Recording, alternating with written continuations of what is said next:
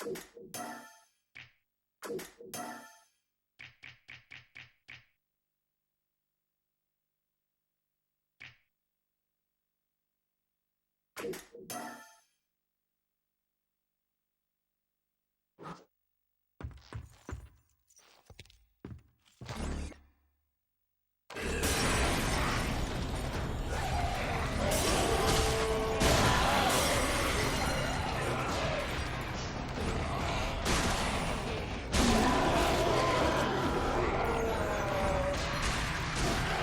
God's sake, how do you stop them?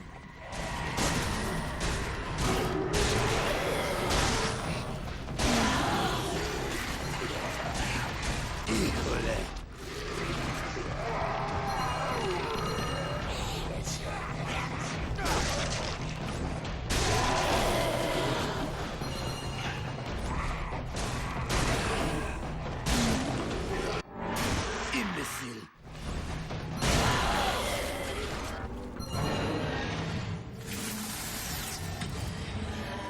Motherfuck!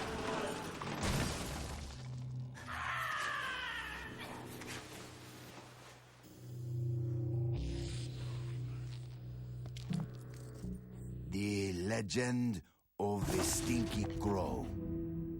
Gaul. For nearly 14 years, his mind had been soaring miles above.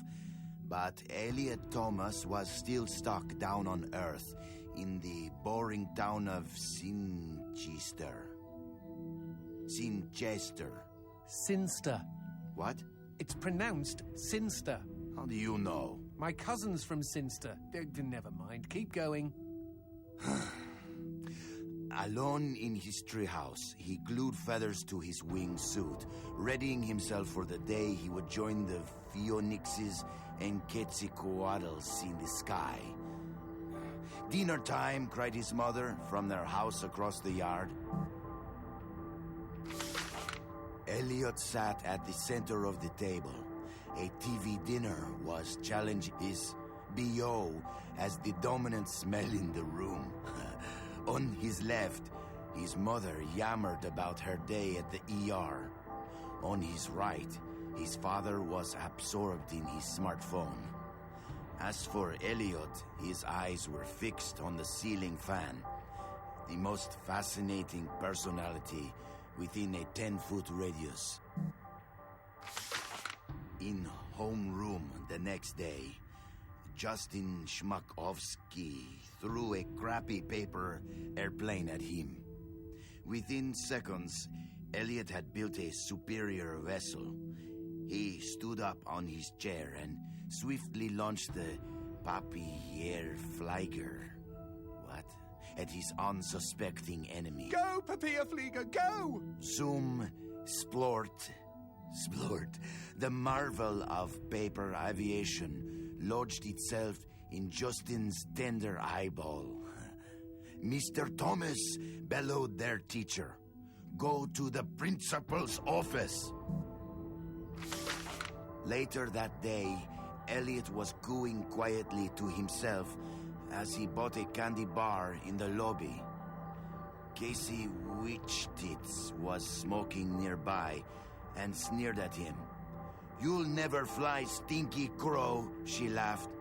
"Why don't you go jack off to some bird porn? I bet you do more fapping than flapping." Hey, that's pretty good. "Fuck you!" screeched Elliot as he ran for the door. It was dark out by the time Elliot meandered home. On the sidewalk, he passed a gaunt man who stared at him intently, desperately even. Uh-oh, stranger danger. The man opened his mouth and said, "Uviwa, Uviza." What the fuck? Elliot had planned to eat his candy bar tonight while he finished his masterpiece, but he instead held it out to the man. "I know what you mean," he replied. The schoolyard was packed the next morning as Elliot's classmates waited for first bell. Go, go! As one, the students turned toward the gate and saw Elliot dressed head to toe in his wingsuit. After a moment of shock, they burst into laughter. But they were already far below him. He swooped through their midst and into the school. Go, go! He bounded through the halls, zigzagged up the stairwell.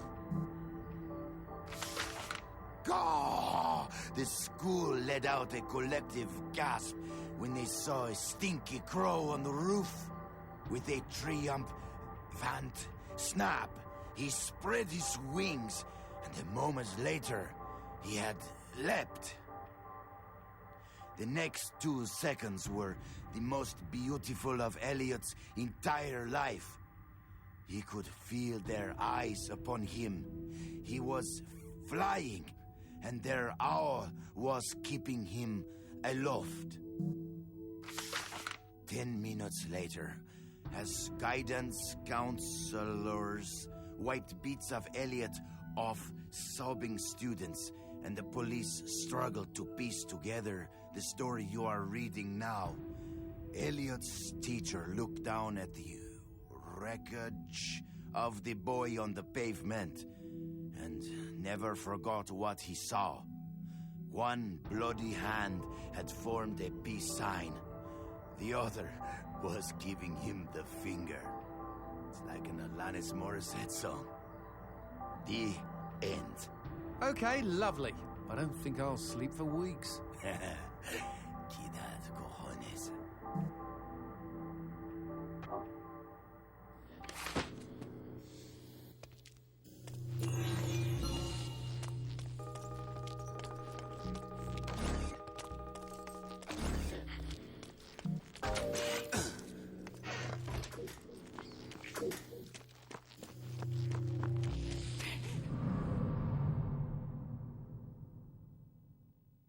Boy, she just loves you to pieces.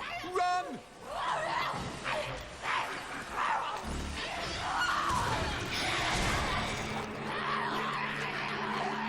Look, there's a key. We'd better kill all the demons in case they've got more.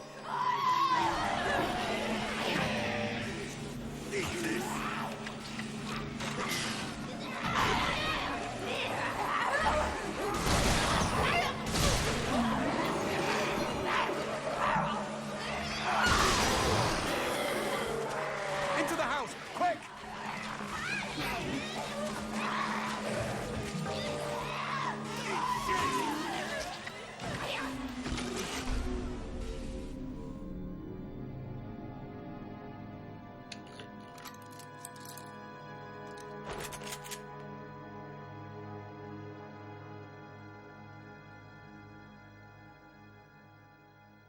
Drop it. You first. Why do I get the sense you and me are in the same line of work? Wasting hell monkeys? Who says it's work? Uh-huh. Just stay out of my way, friendo. I'm in a hurry. Hurry to do what? Mind your own fucking business. Fine. You stay out of my way, as long as I stay out of yours. Good. Hard men like us don't mix. Wait. Was that a come on? Hard like hardened. Experienced. Just forget it. I don't think I ever will. Now, if you'll excuse me, Have fun. just remember, I stay out of your way, you stay out of mine. bingo.